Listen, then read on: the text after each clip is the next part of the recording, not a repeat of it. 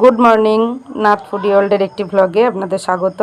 তো এখন 9:10টার মতো বাজে, আর আমি ছোটুকে খাইয়ে দাইয়ে রেডি করে পড়তে পাঠিয়ে দিয়েছি।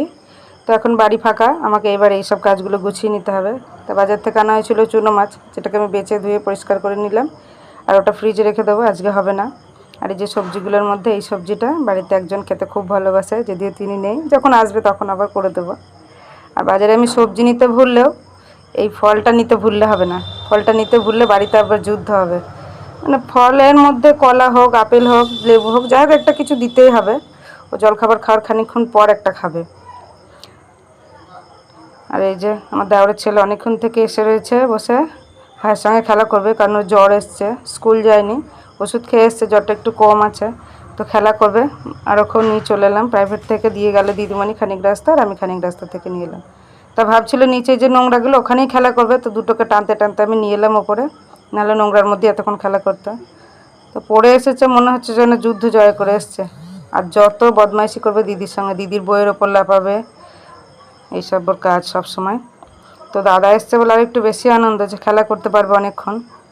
তো এই যে দুটোতে খেলতে বসে পড়েছে, খেলতে খেলতে ওর নজর যাবে কিন্তু সবসময় অন্যদিকে। এই যে চলে গেছে নজর, কত হাসি। তো আমি বললাম দে, আমি কেটে দিই। তো ওদের ওটা কেটে দিলাম, ও দুই ভাই খাবে, আর আমি যাব এবার রান্নায়। তো রান্না আজকে এক তরকারি হবে। আচ্ছা, আর রান্না একবার করে রান্না করছে, আর ওদের এইসব আমি দেখছি।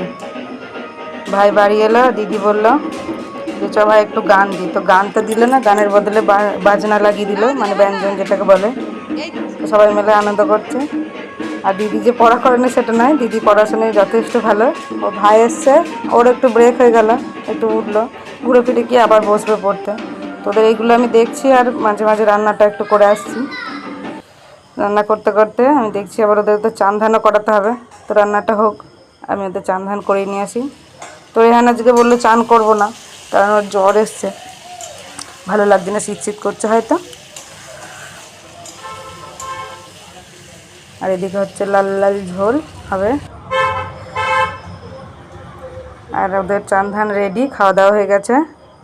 তো আমি বললাম তাহলে তোর খেলা কর, রেহান বাড়ি যাচ্ছিলো, আমি বললাম যাস না, একটু খেলা কর ভাইয়ের সঙ্গে, আমরা খাওয়া দাওয়া সেরে নিই।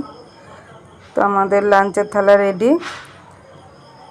তো যে লাঞ্চ থালিতে ছিল শসা, পেঁয়াজ আর চিকেন আর টক দই। যদিও টক দইটা আমি খেতে পারি না, ওই জন্য আমি একটু শসা, পেঁয়াজ এইসব দিয়ে, চাট মশলা এসব দিয়ে খাই। তো টাটা।